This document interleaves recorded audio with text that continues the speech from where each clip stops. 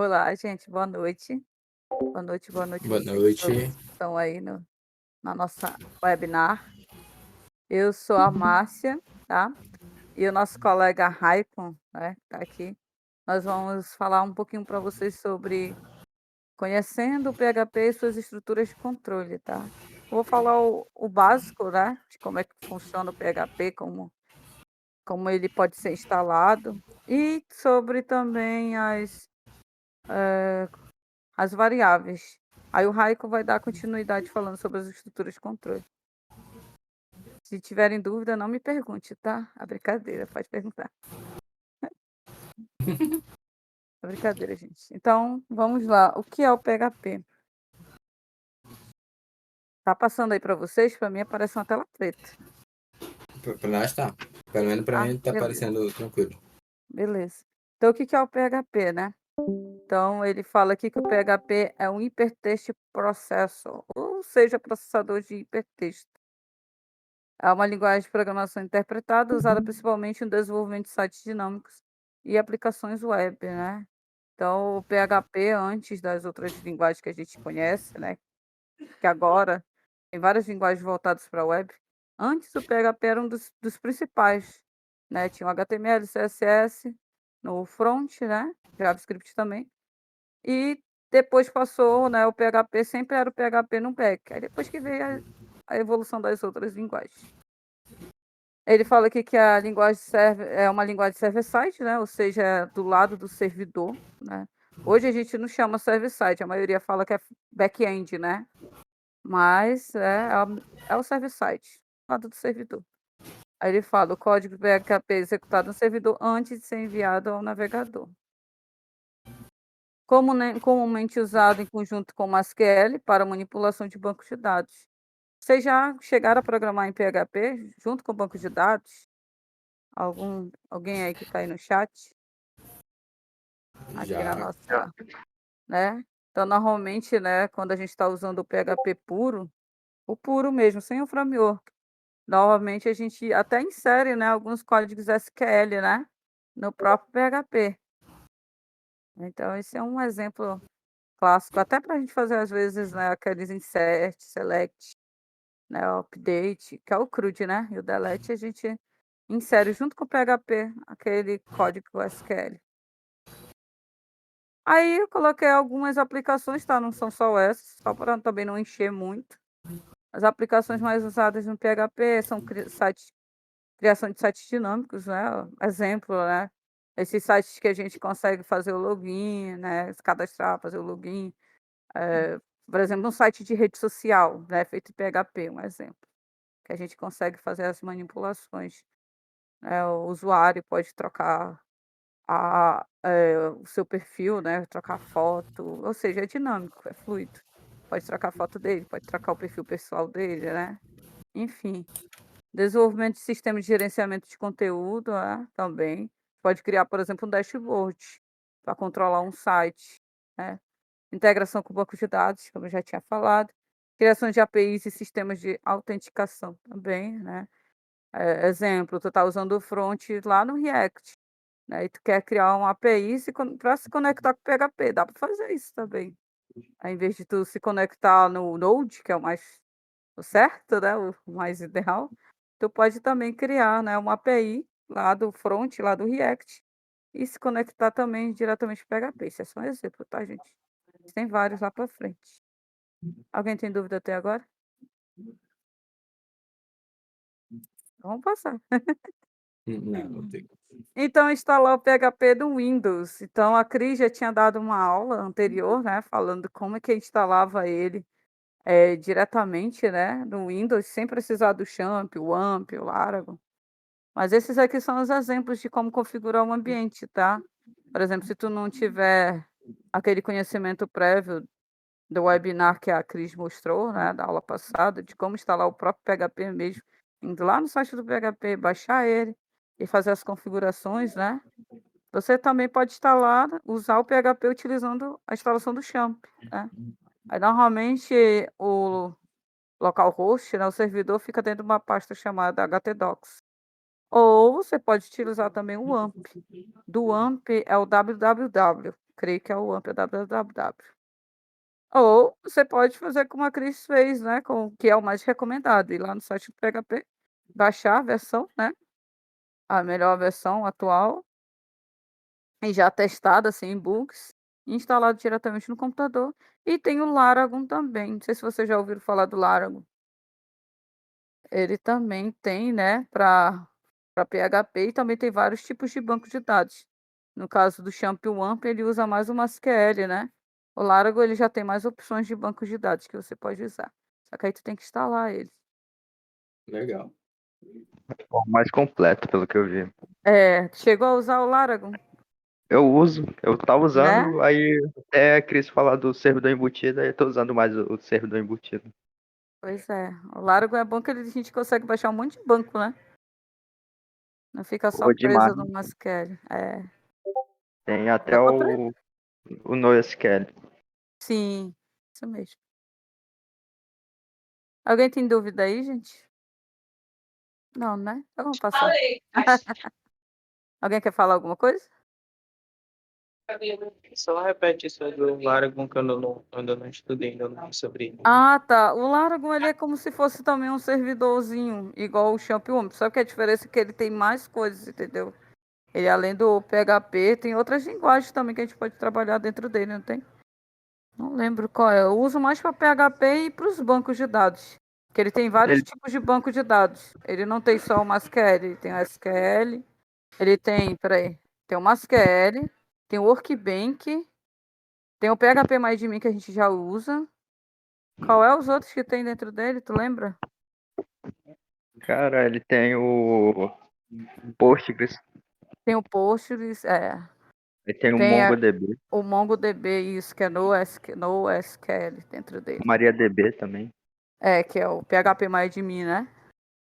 É, o PHP MyAdmin, aí tem o MySQL e o Tem o MariaDB, que Workbench também. é o Workbench para gerenciar, e tem o RAID, sei lá, que é outro, é um arquivo executável para gerenciar o banco de dados, criar a É. tabela e tudo mais. Aí tu dá uma fuçada depois no Laragon, dá uma olhadinha nele. Aí ele é legal. Tem Então, suporte para Python e era isso que eu queria lembrar. Eu lembro Node. que não é só para PHP. Eu uso ele bastante para PHP, mas não é só para PHP. Tem para Python também. Então, continuando. Então, as estruturas básicas do script PHP, né? Então, a nossa estrutura básica normalmente começa assim. Então, a gente tem o nosso PHP escrito nessas tags, né? Que é o menor que, ponto de interrogação PHP. Aí aqui dentro vai o código. Não sei se vocês estão vendo o meu ponteiro. Então não, né? Consegue ver o ponteiro? Consigo. Agora sim. Ah, sim. Então aqui, ó, temos, né, a abertura, né, menor que interrogação PHP. Aqui a gente vai todo o nosso código PHP e aqui é o fechamento, que é interrogação maior que. E a nossa extensão do PHP sempre vai ser ponto .php, né? Tanto é que no VS Code, quando a gente coloca essa extensão, ele muda o íconezinho, conforme também, né, a extensão que você pôs lá. Extensão lá né, de reconhecer as linguagens dos ícones.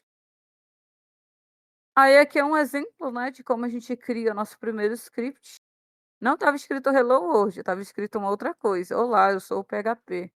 Só que eu lembrei que a Cris tinha comentado de uma maldição, né, que a gente tem que iniciar pelo Hello World. Aí desde aí eu melhor evitar, né, que recaia por cima da gente. Então, normalmente o script a gente cria um arquivo, né, chamado nesse caso aqui eu coloquei teste.php, mas pode ser qualquer um, né, dentro da pasta htdocs. Nesse caso aqui é para quem já está utilizando o champ, tá?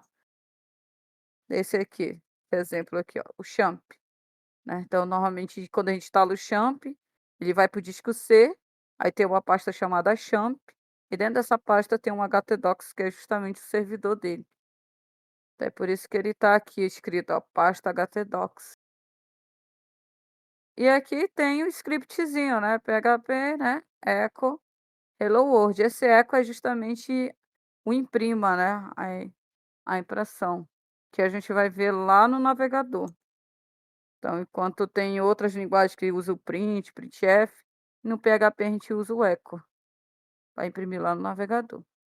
E se a gente quiser executar, né, esse script, a gente pode abrir o navegador, acessar o navegador, qualquer navegador, né, o Chrome, o Edge, o Opera, e só digitar localhost barra teste, que é o nome do arquivo, ponto .php, e dar enter, que ele vai aparecer o Hello World lá no navegador. Que a maioria já fez isso, né, gente? Obrigada. E agora sobre as variáveis, tá? Alguém tem dúvida até agora? Eu fiquei com uma dúvida. A senhora falou que é só entrar no navegador e digitar o HTTP e, tipo, normalmente eu Ah, aperto tá, Go não Live esqueça. no VS Code ou vou lá na Não, pasta e tem o íconezinho do internet, eu clico 2 vezes e não, já mas abre. lá no Go Live ele não. Não Go pega? Live eu não. Normalmente eu uso ele pelo. Eu tenho o Champ instalado, eu tenho que ativar o Apache lá do Champ, para ele executar o server dele. Tu usa o Go Live? O meu não funciona assim, não. Só se eu configurar Não, ele. é porque eu não uso no Champ. Eu cheguei a usar, que a senhora falou do VS Code, eu cheguei até a criar um programa que .php aparece o elefantezinho, sabe? Sim, Aí eu pensei que a senhora tava falando do VS Code, mas a senhora tá falando pelo Champ, né? Configurando esse isso, código aí pelo isso, Champ, isso, correto? isso. Não, eu Isso, não porque tenho o muita Go prática. Live, ele funciona, mas ele funciona mais quando é somente o front. Mas tem como usar também, mas aí tem que fazer as configurações dele lá. Uhum. Por isso que eu Mas fiquei confuso. ah, Mas tá, obrigado pela informação. não tem problema não. E aqui é as variáveis em PHP, tá? Eu te mandei na mensagem.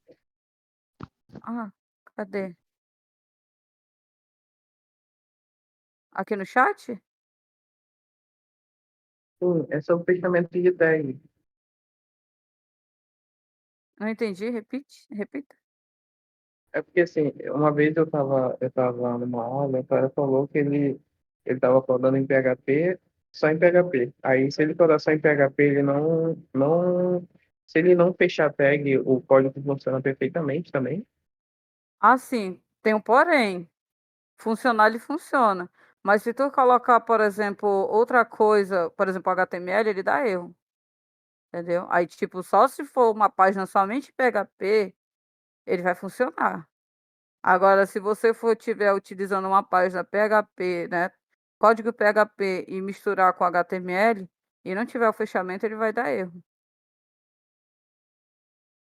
É por isso que o certo é sempre abrir e fechar a tag, né, que é o ideal. Entendeu?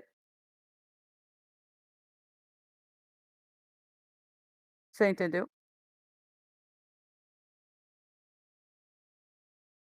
Tá bom, então.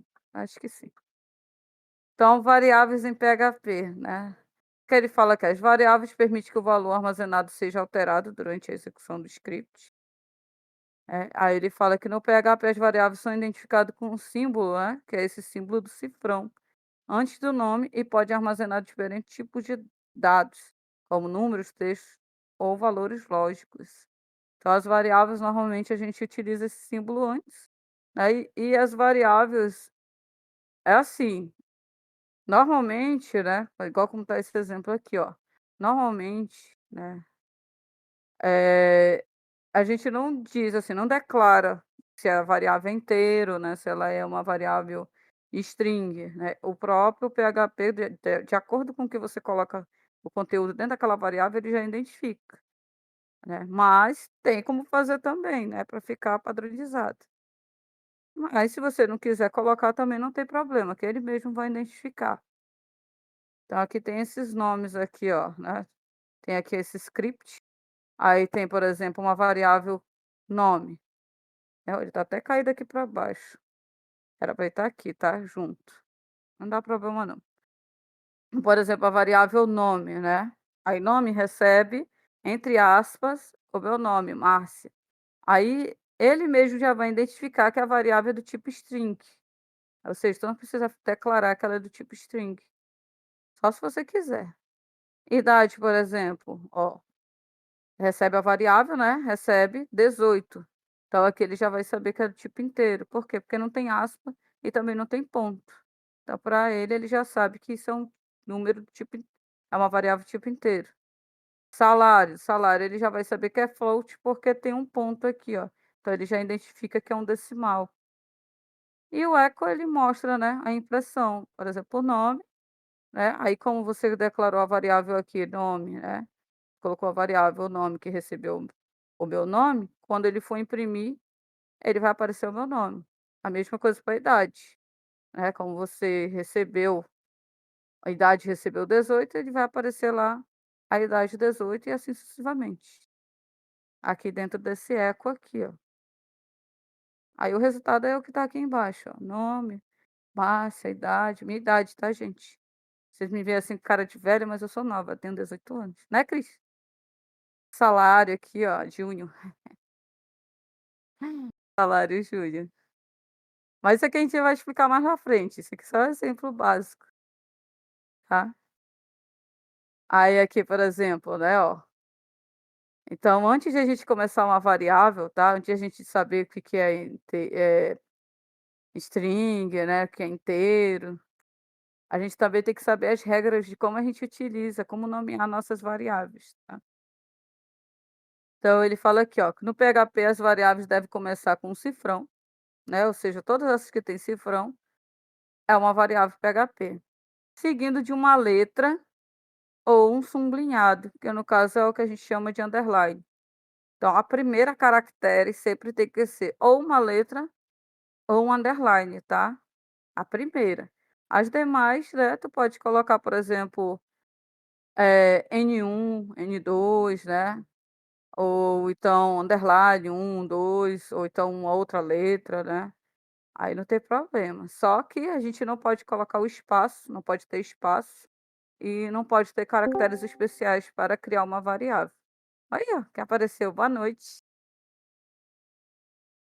Hello, boa noite. Opa, boa noite, pessoal. Então aqui ele está dando exemplo, ó, de como que a gente deve seguir, ó. Por exemplo, essa aqui é uma variável chamada nome. Então a primeira caractere dele, ó, é uma letra, nome, que recebe o meu nome. Aí assim, o segundo exemplo, ele já tem um sublinhadozinho, que é o que a gente chama de underline.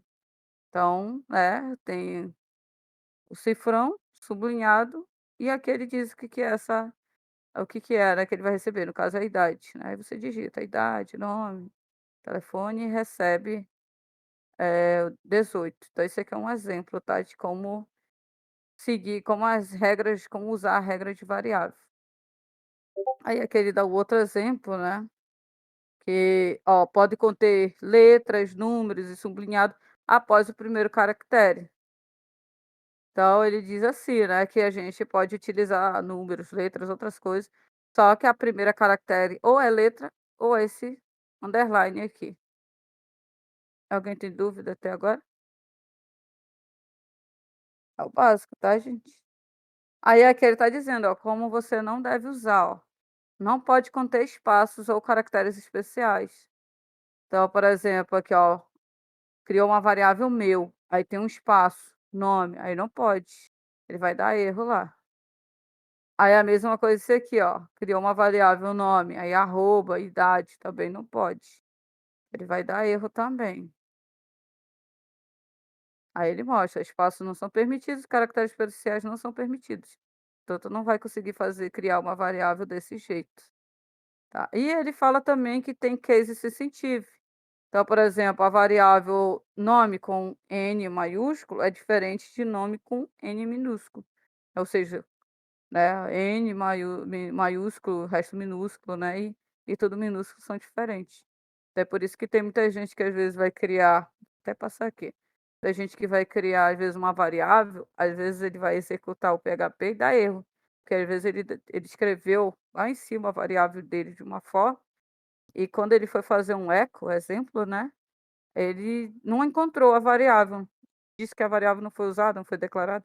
Por quê? Porque talvez ele mudou o nome, ou ele escreveu errado, ou ele colocou lá maiúsculo, minúsculo, ou seja, não é a mesma variável que ele declarou. Aí tem gente que confunde. Tem gente que escreve tudo maiúsculo lá em cima e quer escrever tudo minúsculo embaixo.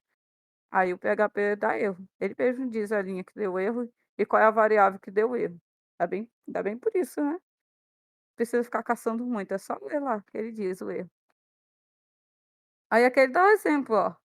Tá a variável nome, ó, com N maiúsculo, no meu nome, Márcia, e a variável tudo minúsculo, né? Silva. Aí ele dá o resultado. O resultado, no caso, é Márcia e embaixo é Silva. Alguém tem dúvida aí? Obrigado pelo like. Não esqueça de compartilhar. E aqui, né, vou finalizar em tipos de dados e o nosso colega Raikon vai dar continuidade. Isso aqui não são só eles, tá, gente? Isso daqui são os principais, mas não é só eles não, tá? Eu coloquei aqui 5, mas tem vários. Inclusive tem um que a gente até estava conversando, né, Cris? Que ainda não é a hora de eles verem, né? Vai ter uma webinar justamente sobre isso, né? Então vai ter uma webinar lá na frente, aí vocês vão conhecer outras variáveis. Então a primeira variável é a string, né? Diz que texto entre aspas, né, tanto a dupla quanto a simples, é considerado uma string, ou seja, tu cria uma variável, essa variável recebe. Dentro desse conteúdo pode ter um texto, né? Números, textos, números ou outras coisas, mas se tiver dentro dessa aspa dupla ou aspa simples, é uma string. Ou seja, se tu colocar um número, um nomezinho mais um número, né? Exemplo, um e-mail. O e-mail é considerado uma string, né? Porque tem letras e caracteres especiais, pode ter números também. Aí é uma string. No caso, o integer, que é o inteiro, né? São números inteiros, são tanto positivos quanto números negativos. O float são números decimais, também ele aceita tanto número positivo como negativo. Aí aqui está o exemplo, ó. O decimal a gente usa o ponto. É o 3,14, é o pi, né? Menos 0,99. O boolean, né, que é o verdadeiro e falso, ele só recebe o true ou false, verdadeiro ou falso. E uma array, que é uma lista, né, armazena valores em uma única variável. Aí esses aqui são só os exemplos, ó. Então a string, né, ele dá uma amostra aqui, ó, tem um exemplo dela com aspa dupla. Aí, ó, nome, né, a variável nome recebe Márcia Silva, é uma string, porque está entre aspas, né, dupla. E tem uma caractere especial aqui dentro, que é esse A com acento. Aí o echo é justamente ele mostrando lá no navegador, que tem dentro dessa variável. A inteiro, né, ele mostra ali também do mesmo jeito. Representa números inteiros, positivo e negativo. Aí nesse caso aqui tem um exemplo de 18, recebe 18. O float, né, ou double, né, que a gente chama, que representa os números decimais. Então ele recebe, né, preço. Olha aqui, ó, lembra, ó, que eu falei que a gente não pode utilizar caracteres especiais para variável. Ó. Em vez de estar preço, está preco, né? Porque não pode colocar caracteres especiais. O cedilha é uma caractere especial também. Aí recebe 9,9, né? E o eco dele, ele vai mostrar isso pelo navegador. Aí aquele dá o exemplo do Boolean, né? Boolean, acho que é assim, gente. Eu não sou muito boa de inglês, não. Então, ele representa o valor verdadeiro ou falso. Aí ele mostra aqui, ó, por exemplo, ele criou uma variável chamada ativo, que recebe true, que é verdadeiro. Esse echo vai exibir o 1. Se ele tiver falso, ele não vai exibir nada. Vai ficar vazio. É tipo, se tu fizer um teste, digitar ativo, recebe true. Aí ele vai aparecer o número 1zinho para ti. Aí, se você trocar o true pelo false, ele vai ficar zerado. Não vai aparecer nada. Não vai aparecer nem o zero. Nada mesmo. Vazio lá para ti. E essa última, né? Antes do Raiko assumir, tem uma array, que armazena valores em uma única variável. Também tem dois tipos de array, tá? Que é esse primeiro exemplo, que é indexado, né? Ele pode ser indexado ou associativo. Esse é o indexado, que ele mostra aqui um exemplo, ó, é uma variável fruta que recebe essa lista aqui, ó, maçã, vírgula, banana e laranja, e o eco dele, né, fruta, e aqui tem um índice dele, ó. Aí como começa a nossa contagem é do zero, né? 0, 1, 2, 3. Aí se você digita o zero aqui, ele vai aparecer uma maçã. Se você digitar o 1, é banana. 2, laranja. Se digitar o 3, ele vai dar erro, porque ele não vai encontrar a lista. Alguém tem dúvida até aí? E esse é o associativo, né? Ele mostra aqui, ó, uma variável chamada pessoa. Ele cria uma lista também. Aí ele vai associar, ó, por exemplo, o nome, né? Ele vai associar ao meu nome, Márcia, e idade ele vai associar 18, né? Só que aí, ó, a variável só é aqui, ó. Então ele vai associar nome, né? Que vai receber, como se ele vai associar, né? Não vai receber, ele vai associar que esse nome é de Márcia e que essa idade é 18. Aí, por exemplo, ele vai dar um eco aqui, né? Pessoa, aí você coloca o nome, aí vai exibir o meu nome. Se você colocar a idade, ele vai aparecer 18, né. Ele só faz uma associação, aí tem até aqui o símbolo, né, que é chamado de operador de associação, ele é usado principalmente por em arrays associativo para indicar a relação entre uma chave ou um valor. Em vez de você usar o index, né, que é o exemplo aqui, ó, você coloca 0, 1, 2, você coloca no lugar, ó, o nome, né, o nome ou idade, o nome que você escolheu para associar, né, com o valor. E é isso. Ninguém tem dúvida? Tem exemplo sobre variável global? Oi? Sobre variável global. É que eu tenho uma dúvida de como ela funciona. Variável global? As super globais, tipo get, post, server, Ah, cookie. mas isso daí é lá pra frente. A gente tá falando só da. Essa daí que tu tá falando é dos protocolos, né? Do protocolo de HTTP, que é para fazer a comunicação com o servidor. Acho que é isso que vocês estão falando. Aí isso é lá pra frente. Isso aqui ainda é o básico. Eu até tirei o object daqui, que a Cris disse que tava muito, né? Eu tirei justamente por causa disso. Mas acho que tem, não vai ter webinar falando sobre isso, Cris? Eu acho que essas variáveis que vocês estão falando é para comunicação do servidor, não é? Que é o post, o get, que Server. tem São, lá que tem tem a criação da variável, é underline, aí post, não é isso? Aí essa tem o daí. cifrão, underline, get. É isso aí que vocês estão falando? No É, caso, no caso que ele está. Eu não entendi exatamente qual a tua dúvida em Pois é. relação a variáveis globais, mas o que eu posso te dizer é que as variáveis globais elas são feitas fora de funções. Então, elas são variáveis que, digamos, dentro de uma classe, ela se torna global para toda aquela classe. Eu acho que a dúvida dele foi essa mesmo, foi Eu tipo acho que entre a é. global São que vale variáveis. para todo o código ou a que fica dentro da função e funciona só lá dentro da função. Se você puxar ela fora da função, ela não funciona, entendeu?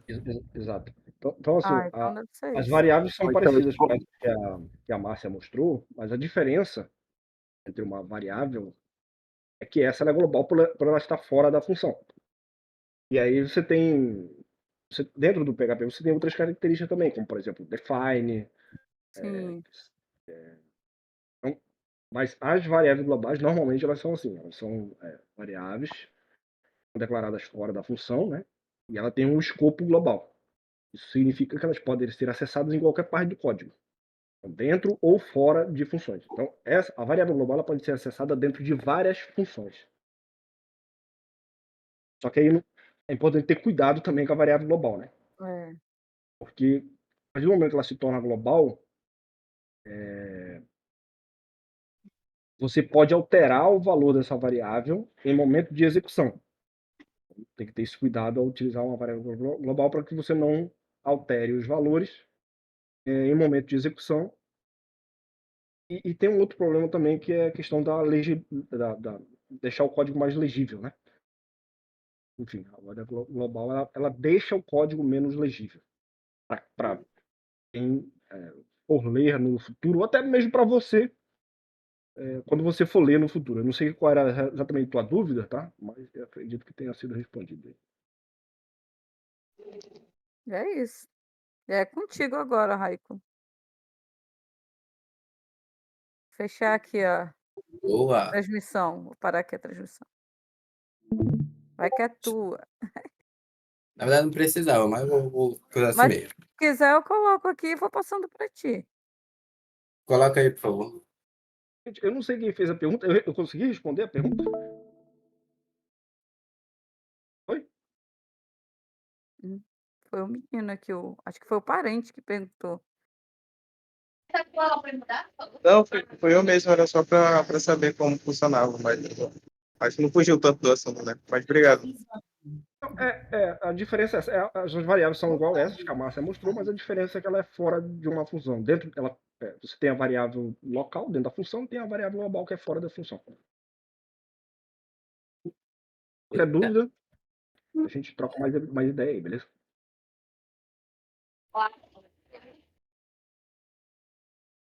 Beleza, vamos lá para a estrutura de controle, então. Já que não tem nenhuma dúvida até agora, né? Ou tem ainda?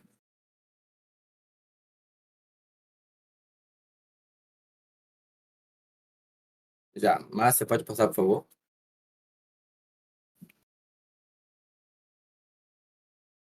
Boa noite a todos. Meu nome é Raiko, como todos já me conhecem, ou pelo menos alguns ainda vão me conhecer. E nesse momento eu vou falar sobre estrutura de controle. E nós temos aqui, uma delas é a condicional simples, onde só há uma possibilidade de caminho. Imagine que você está saindo de uma rua e no final dela tem duas escolhas. A estrutura de controle simples vai servir para isso. Para perguntar para você qual o caminho que você vai ir. Se você vai ir para a esquerda ou para a direita. E, por ser simples, tu só vai perguntar se essa rua é a certa, é o caminho certo para você seguir.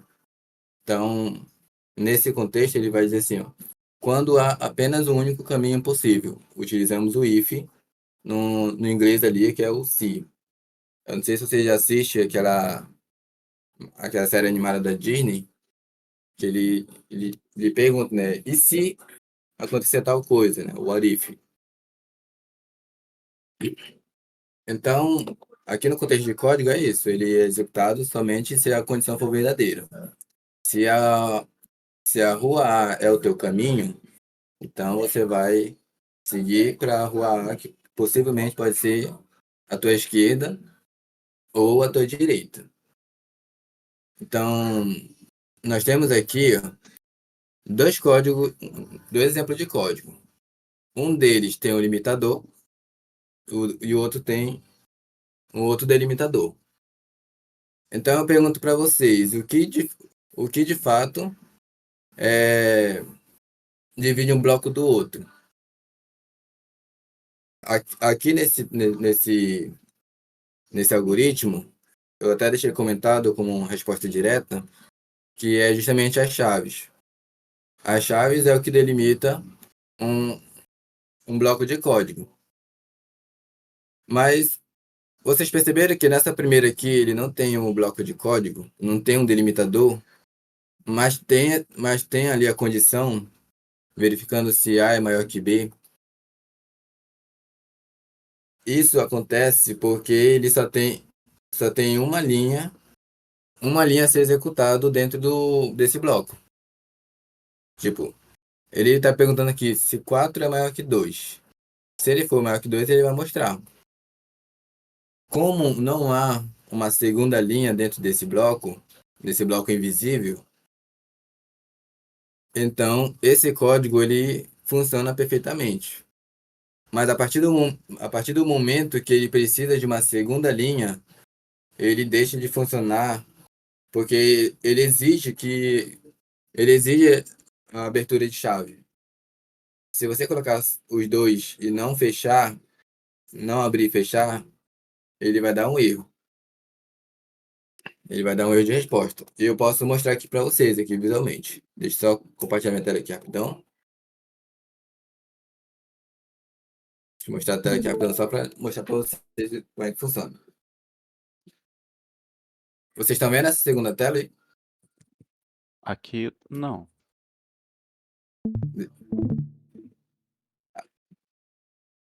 Sim, tô vendo.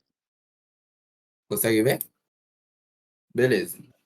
Aqui já tem uns comandos à parte, mas eu vou só dizer o básico aqui.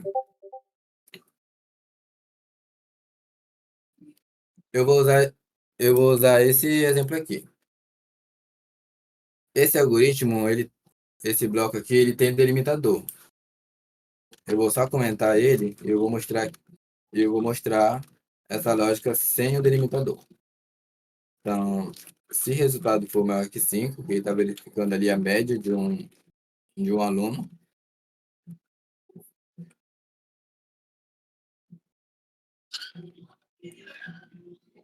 e eu vou colocar assim mesmo, só que sem o delimitador.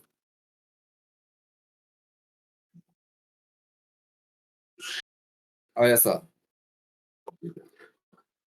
Eu estou usando uma ideia online, então possivelmente ele não está conseguindo identificar esse erro.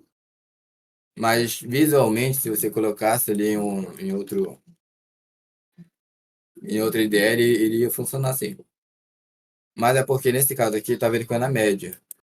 Então, se eu colocar aqui um 6, ele vai funcionar porque ele entrou na condição verdadeira.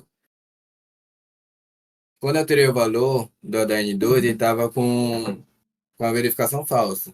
E como eu não tinha montado uma falsa para ele mostrou vazio. Mas, por exemplo, e se eu fizer mais um? Só que com informação a mais. Ó, ele pode até funcionar dessa forma, do jeito que está aqui. Só que, só que no contexto mesmo não deveria funcionar. Não sei se vocês já tiveram a aula de linguagem C, o compilador ele ia indicar erro, ele literalmente indicar erro, porque se não tem delimitador e há duas linhas dentro do bloco de código, significa que ele é justamente porque tem mais de uma linha. Então, quando se tem duas aqui dentro, o ideal e necessário e exigente é que haja a abertura de chave para poder o código funcionar. Então, esse é o condicional simples. Eu vou fechar aqui minha transmissão para continuar com a Márcia. Vai, Márcia, abre aí, por favor.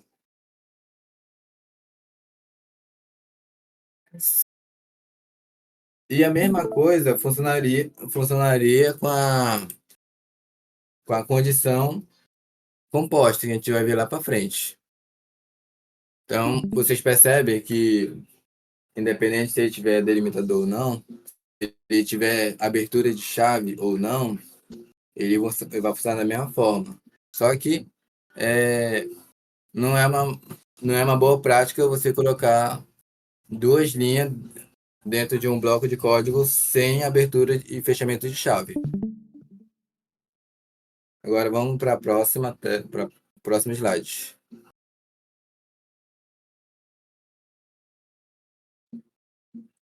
Bom, para não haver redundância, eu só mantive o código já com delimitador.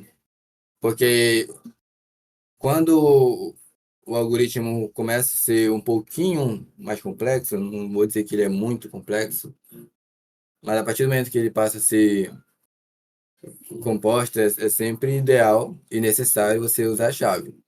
Por mais que nesse algoritmo aqui, que a Márcia está apontando, ele pode funcionar tranquilamente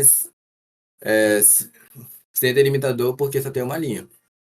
Mas e se tivesse mais de uma linha dentro do bloco? O ideal é a abertura de chave. Então, na condição composta é o seguinte: quando há dois caminhos possíveis para a execução do código, ocorre quando combinamos o uso de if e else, garantindo que sempre um dos blocos será executado. Então, é a mesma analogia de você chegar no fim da rua e lá aparecer duas ruas. Ele vai perguntar se a rua A é a verdadeira, só que agora você vai ter mais uma pergunta. E se a B também é verdadeira? Só que quando a gente faz essas duas perguntas, a gente precisa de um else, porque uma é a verdadeira e a outra é a falsa. Então, nessa lógica aqui, a gente está perguntando: 4, o número 4 é maior que o número 2? Se ele for maior, você vai para a direção certa. Se a rua A tem o resultado verdadeiro, que ele é maior, então você vai entrar na rua A tranquilamente, sem problema nenhum. Porque lá na B tem problema. Porque lá é a falsa. Você vai ir para o caminho errado. Então, você já mudou a direção. E é isso que ele está te dizendo. Ó, A é maior que B e, e a outra não é maior. E é isso. É uma pergunta simples e direta. Agora, na próxima tela, nós temos a encadeada. Lá é o seguinte, ó. Vamos dar uma revisada. Na condição simples, você só tem um caminho. Se for verdadeira, tranquilamente pode entrar. Se for falsa, fique no lugar porque não tem outro caminho. Na condição composta, você tem as duas ruas. Você ou vai seguir na letra A ou vai seguir na letra B. Desde que ambos sejam verdadeiros. Desde que pelo menos uma seja verdadeira e a outra é falsa. E só tem esse caminho. Agora, na encadeada, você tem mais de dois caminhos possíveis para a execução do código. Ou seja, pelo menos um caminho pode ser falso. E as duas primeiras é verdadeiro. Então, imagine ali o contexto de atalho. Você tem três ruas e duas vai para o caminho certo, só que uma vai para o caminho errado. A segunda rua pode ser um atalho que vai na tua direção certa. É isso que ele ia fazer aqui. Então ele diz que você tem mais dois caminhos possíveis para que essa execução seja verdadeira. E ocorre quando a gente combina o if, else if e else. Ou seja, ele vai te fazer duas perguntas e a terceira, por ser negada, ele só vai negar as duas primeiras. Então, aqui não está dizendo, mas, por exemplo, o A é maior que B. Se for, ele vai fazer uma outra pergunta, porque aqui nesse algoritmo não está mostrando. O A, ele pode, ele pode ser menor que 2. Se ele for verdadeiro, ele vai também. Então você percebe que tem duas perguntas e o else ele vai sempre negar as duas primeiras. Talvez o próximo slide possa dar certo. Mas, de novo, eu vou fazer aqui um algoritmo para explicar melhor, para mostrar para vocês como é que funciona essa estrutura.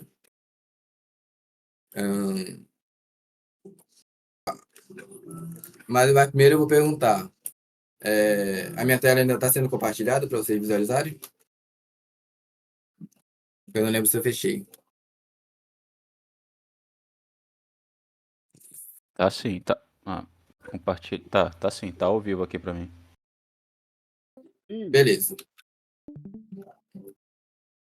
Beleza, eu vou manter a mesma lógica. Eu vou fechar aqui. Beleza, aprovado.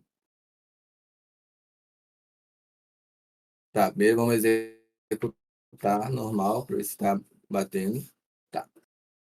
Ó, você já tem ali a primeira pergunta. Então, a gente vai fazer a segunda pergunta e a terceira a gente vai dar um else. A terceira, logicamente, ele vai ser reprovado.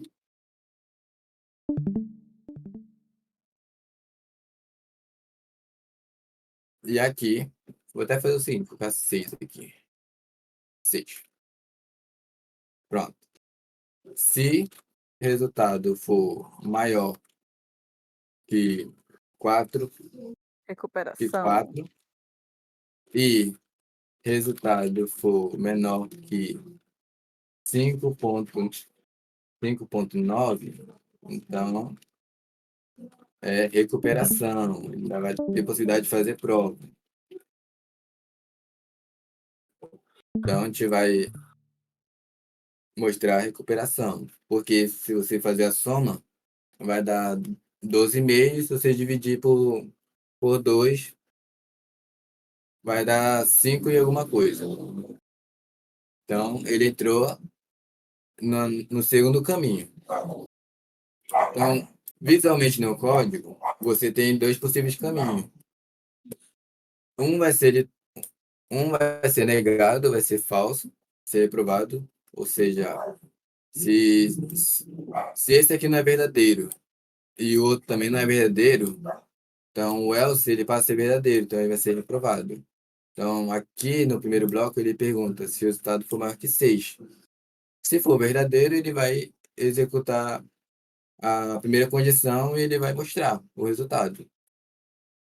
Se não, se o resultado for entre 4 e 5,9 e ele for verdadeiro, ele vai mostrar para você a recuperação. Então, essa é a estrutura de uma condição composta encadeada. Essa é encadeada. E esse aqui é o mais simples, porque para cada dentro de um bloco desse, você pode adicionar mais if e assim por diante. Só que dependendo da lógica, pode ser uma prática, né, de você colocar ali. Às vezes é necessário criar funções, que vai ser um tema ali para frente, que você pode organizar e só chamar a função para cá, para dentro desse if, para ficar bonitinho. E é isso, voltando para o nosso slide, eu vou só fechar aqui para não confundir, para poder abrir direitinho. E aquela era a estrutura de uma condição encadeada. Agora, eu pergunto para vocês já viram condições que é feita em uma determinada linha? Vocês já viram essas condições? Ou já ouviram falar, já olhou no LinkedIn? Vocês chegaram a visualizar? O operador ternário? Exatamente, operador ternário. Ah, sim, já. Ele, como está dizendo aqui, ele é uma forma compacta de um if simples. É mais do que partições condicionais simples, como está dizendo aqui, onde a lógica é clara e concisa. Claro, vai depender muito do como você vai desenvolver essa operação ternária. Porque quanto mais você vai adicionando complexidade nele, o ideal é não ser mais um ternário e transformar naquele bloco com um delimitador de abre e fecha a chave.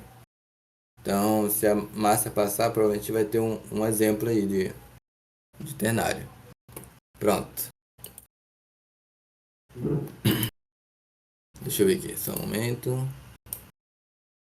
Pronto. Já tem alguns exemplos de operações ternárias. Ele primeiro verifica se a idade é maior ou igual a 18. Então, ele tem uma operação simples.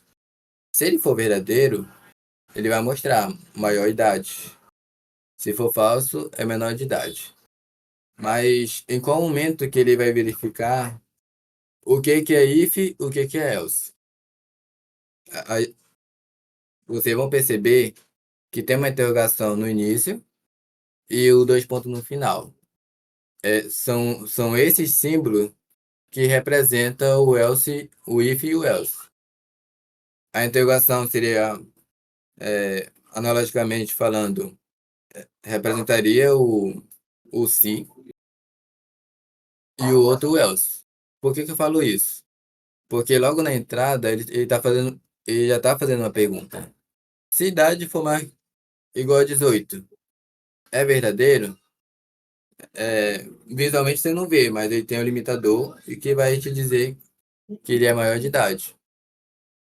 Só que olha só, vocês não estão vendo o que ele está apresentando, mas o eco ele tá no início, ele tá no início da linha. Então, eco, abre e fecha, faz a pergunta, fecha o parêntese e aí abre a interrogação. Se for verdadeiro, maior de idade. Se for falso, menor de idade. Ixi, vamos lá. No segundo exemplo, tem o número 4. Mesma pergunta. Ele está fazendo a verificação dentro da interrogação. Aí ele fecha, abre a interrogação, par ou ímpar. Se for verdadeiro, ele apresenta o par. Se for falso, ele apresenta o ímpar. E até aqui tá tudo bem, ele tá simples. Não tá difícil. Só que vamos ver, ó, tem a terceira, que é a atribuição condicional. Ou seja, ele criou uma variável para ter o resultado dessa condição. Por exemplo, a variável acesso recebe true. Aí foi criada uma outra variável chamada status. Ele vai retornar o resultado. Se o acesso for verdadeiro, ele vai mostrar acesso concedido. Se ele for falso, ele vai receber ali o acesso negado. Ou seja, a variável status ele vai receber o resultado de um ternário. Se ele for verdadeiro, ele vai mostrar, o status vai receber acesso concedido. Se ele for falso, ele vai receber acesso negado. E de novo, tá simples, não tão? Confere. Agora, no exemplo 4, é o que eu vou mostrar para vocês, um ternário meio complicado. Por que que eu vou dizer isso? Porque, primeiro, além da variabilidade receber um valor, ele vai ter a primeira pergunta. Se a idade for maior ou igual a 18, ele vai apresentar para mim, você pode votar. Se não, ele abre uma nova condição, ó, entre parênteses. É o se não se. Ele faz a verificação de novo. Se a idade for maior igual a 16, ele vai mostrar para você, ó, você pode votar com autorização. Se não, você não pode votar. Aqui, visualmente, eu posso estar falando. Pode ser que eu só falando você não tenha entendido. Então, eu vou mostrar para vocês o funcionamento novamente no código para vocês verem que é bem simples, mas que dependendo da lógica ele pode aumentar a complexidade. Eu pergunto para vocês, se vocês olharem esse código, vocês saberiam dizer se ele é complexo ou não, essa operação ternária? No exemplo 4. Me diz aí, por favor, rapidinho.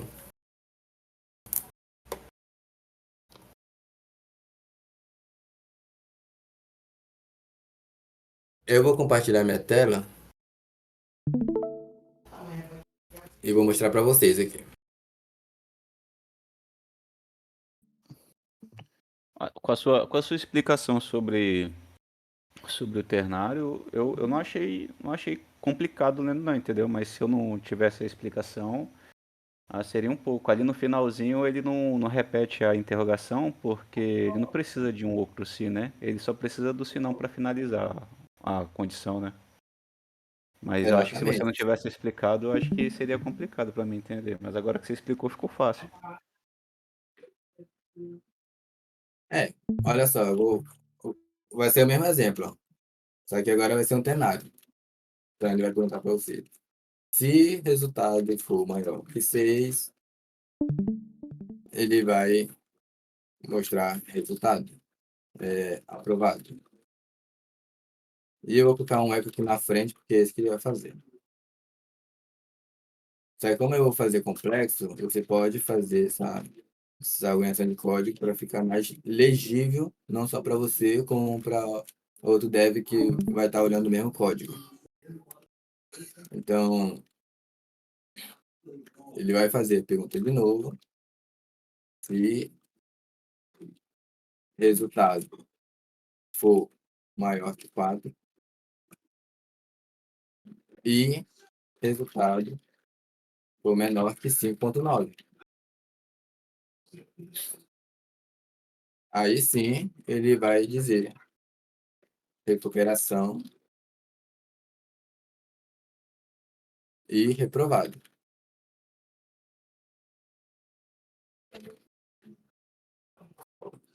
Deixa eu ver se consigo. Não, não consigo. Eu deixei assim, porque se eu organizar ainda mais, pode ser que para você fique um pouco confuso. Então, deixar desse jeito. Então, se você for executar, ó, recuperação. Recuperação. Lembra lá do valor? 5 mais 6,5, que dá 12,5 dividido por 2, vai dar 5 e alguma coisa. Vai dar quebrado. Mas se eu colocar 6, ele vai dizer que está aprovado. E se eu colocar 3? Vou colocar 3 aqui. Ó, nem chega. Por quê? Porque eu fiz a pergunta aqui, ó. Ele é maior que 6, ele vai estar aprovado. Só que ele entra aqui ó, nessa condição. Entre 4 e 5,9. Então, eu tenho que diminuir aqui no outro. Porque, por enquanto, ainda está na segunda condição. Para poder dizer que está reprovado. Mas é a mesma lógica. Essa é a operação ternária. E essa é aquela condição mais organizada, mais dividida com um bloco com, com chaves. Vocês conseguiram entender essa lógica meio complicada?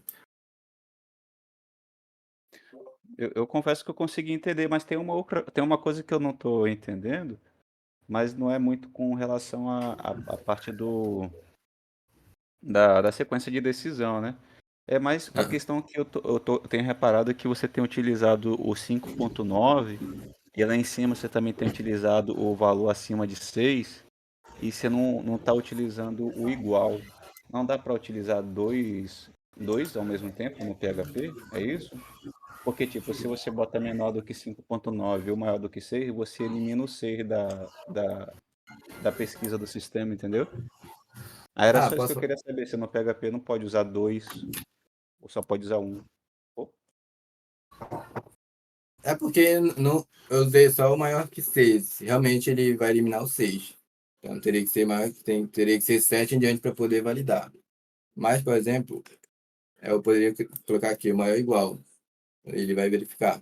Se o resultado for 6, ele vai entrar aqui porque eu coloquei o maior igual. Você vai ver muitos operadores lógicos que vai fazer isso. Maior igual, menor igual, e entre outros operadores lógicos que vai de fato. então a nota de corte para dar aprovado é 7, não é 6. Agora é 6 porque eu coloquei maior igual. Naquela hora, maior que 6, aí já começa a validar que é 7. Ou seja, se o resultado for 6, ele vai Ah, ser reprovado. ele não conta 6,1, 6,2, não conta. Ele vai contar. Ah, então se a pessoa tirar 6,2, ela vai estar aprovada. É, 6,2. 6,0. Quando eu coloquei maior igual aqui, ele Aham, já vai começar a contar, porque aqui eu não coloquei 6,0. Mas a partir do momento que o resultado ele é do tipo float, ele vai reconhecer, mesmo que você não veja, que tem um 1,0 escondido, certo. entendeu? Mas você entendeu a minha dúvida? Tipo, porque se você fala, para ele ser aprovado tem que ser 7. Mas a minha dúvida você já tirou já. Então eu posso utilizar dois símbolos aí. Eu esqueci o nome que dá, é atribuidor? Operador que fala? Quando é maior ou igual, é operador, né? Que fala. É, Que ele eu é um vou falar. operador lógico. Ah, tá. Mas essa dúvida você já tirou. Obrigado, mano. Desculpa aí ter interrompido. Não, tranquilo. A sua dúvida pode ser a dúvida de qualquer outra pessoa que ainda não perguntou. E isso é importante. É importante para a comunidade, vocês perguntarem. E principalmente é importante perguntarem lá no grupo, não só no WhatsApp, como no Discord. Porque porque não só eu posso responder, como o Leandro, a Márcia, a Cris.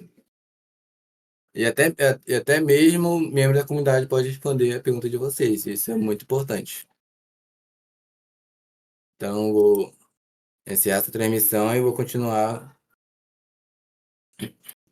seguindo aqui. Bom, aqui temos a estrutura de controle, de escolha. É o switch case. Ele é usado para verificar várias condições possíveis e executar o código com base no valor de uma variável. Fazendo uma analogia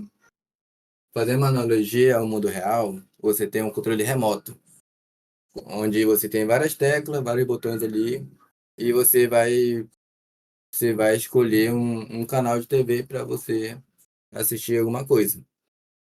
Então, por exemplo, você vai clicar ali no número 5 do botão, você vai lá para Globo.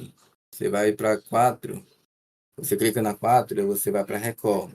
Esse é o exemplo de canal mais simples aqui da nossa região amazônica do norte, especificamente daqui de Manaus. Então, fazendo essa analogia fica bem mais simples. Então, ela facilita a comparação de uma única variável com várias opções de forma mais organizada, como está dizendo aí no texto.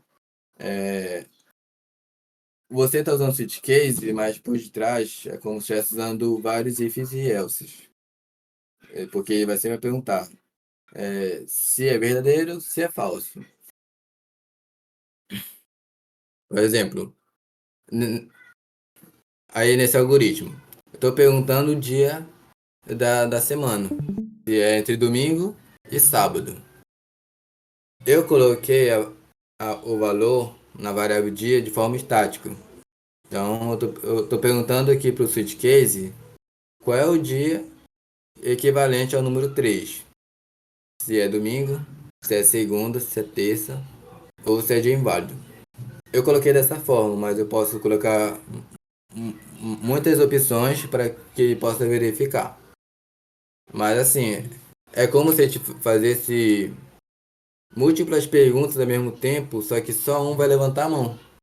É você perguntando para os seus alunos e um sabe a resposta. Esse é um exemplo de vida real do switch case. Então, por exemplo, o dia 3 é equivalente a terça-feira. Só que ele vai perguntar um a um. Caso 1 é domingo. Caso 2 é segunda-feira. Caso 3 é terça-feira. O que acontece? Ele está fazendo uma aplicação assim, ó. Se o dia 3 é igual o dia 1. Se o dia 2 é igual ao dia 2. Se o dia 3 é igual ao dia 3. Só que ele está fazendo a verificação do número com o caso. Tá vendo aqui, ó? Caso 1, caso 2 e caso 3, ele está fazendo essa verificação do valor que está na variável dia com os casos.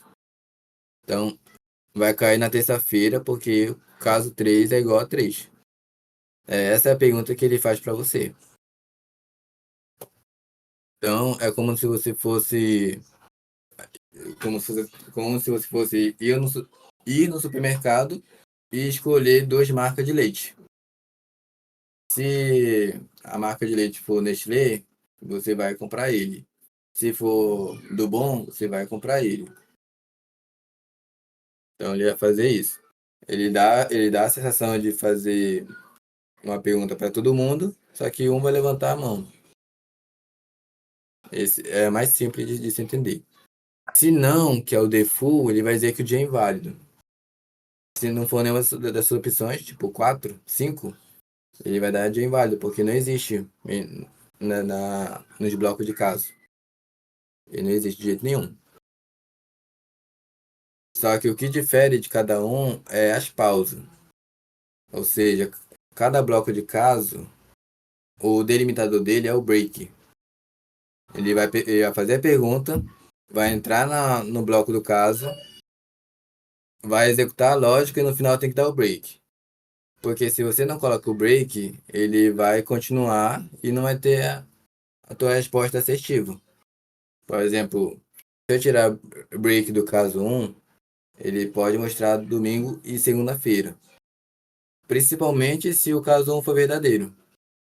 Então, é o break que faz a pausa. É o break que delimita o bloco de cada caso do set case.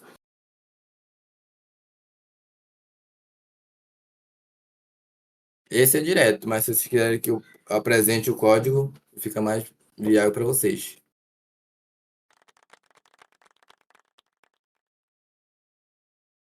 Seguindo adiante, eu, eu citei uma outra correspondência, só que ele só funciona a partir do PHP 8. E é o seguinte, ele é o de correspondência. Para comparações de valores de forma mais precisa e concisa. É similar ao switch, mas oferece uma correspondência exata de valores e pode retornar valores diretamente. Próxima tela, Márcio, por favor. Eu não sei se vocês usam aplicativo de relacionamento, mas é parecido. É um match. O que que ele tá fazendo? Ele está perguntando se o tomate, que eu coloquei tudo em inglês aqui a palavra, as frutas. Ele está perguntando se o tomate é correspondente a uma determinada fruta aqui embaixo. Que o valor é em inglês, mas a tradução é português. Foi dessa forma que eu fiz. Então, a variável comida eu coloco dentro do match e ele vai fazer pergunta para todos eles. Como eu disse, ele é similar ao set case porque ele vai fazer pergunta para todos e um vai levantar a mão. Então, ele vai perguntando se a variável comida é correspondente a Apple. Se for, ele vai apresentar: essa comida é uma maçã. Se for banana, essa comida é uma banana. Se for tomate, que é o tomato, essa comida é um tomate. Então, o que acontece? Lá no switch case, ele vai verificar se o valor está dentro de cada caso. Aqui na correspondência, ele vai verificar o que está dentro, o valor. Ou seja, se o valor de comida é igual a tomate, que é o tomato. É igual ao tomato, ele vai apresentar valor. Como eu disse, ele é similar ao switch case. Só que você tem que perguntar: é correspondente? É verdadeiro? Se for verdadeiro, ele vai apresentar valor. E é isso. Eu vou mostrar para vocês esse exemplo para ficar mais claro. Porque pode ser que para alguns seja novo para vocês. Até deixei redundante o que eu acabei de falar. Mas vamos lá.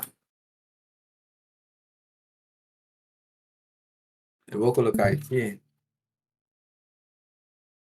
Mesma coisa. Fruta. Vou colocar maçã. Vou até pegar um exemplo aqui. Só para. Porque como ele é algo novo, a gente nem sempre vai lembrar como é que é a estrutura dele. Então, deixa eu ver aqui. Só resultado. Resultado, só para ver direitinho aqui. Mete. Aí passa a fruta aqui para dentro. Abre esse cara. E aí, abacaxi associativo. Só colocar aqui abacaxi normal. Foi aqui, você viu? Aqui. Pronto. E caju. Caju e outra maçã. Correspondente à maçã.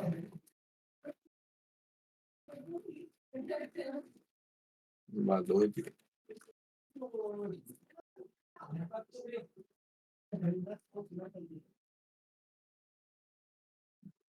Pronto.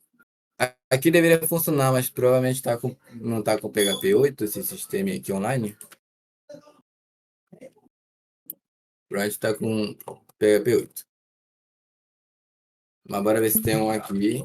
PHP 8 online. Deixa eu ver um aqui e outro aqui.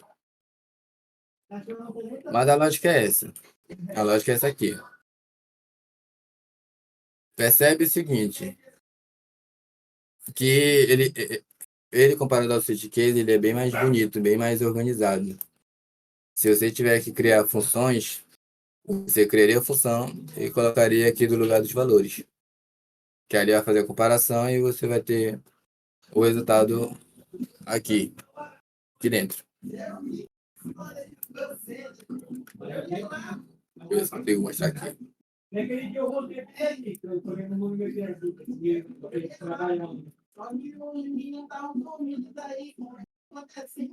eu ver se aqui tem.